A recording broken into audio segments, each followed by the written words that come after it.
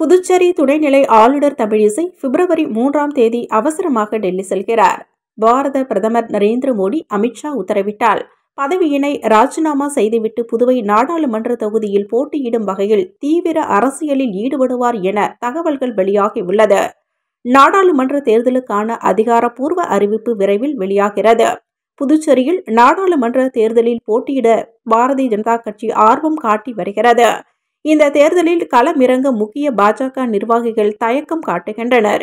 இந்நிலையில் துணைநிலை ஆளுநர் தமிழிசை புதுவையில் போட்டியிட தனக்கு வாய்ப்பு வழங்குமாறு மத்திய அரசிடம் அணுகி அழுத்தம் கொடுத்து வருகிறார்.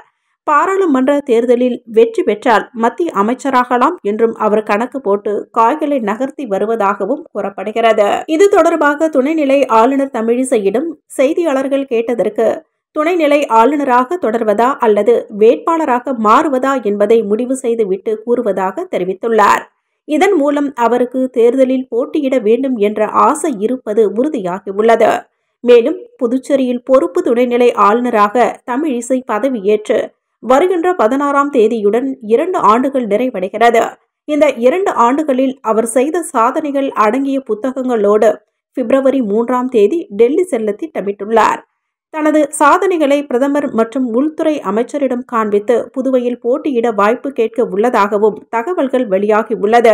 ஒருவேளை ஆளுநர் தமிழிசைக்கு உள்துறை அமைச்சர் அமித்ஷாவிடம் இருந்து கிரீன் சிக்னல் கிடைத்தால் உடனே அவர் புதுச்சேரி துணைநிலை ஆளுநர் பொறுப்பில் இருந்து ராஜினாமா செய்வார் எனவும் பின்னர் புதிய துணைநிலை ஆளுநர் நியமிக்கப்படுவார் என்றும் அரசியல் வட்டாரங்கள் தெரிவிக்கின்றன.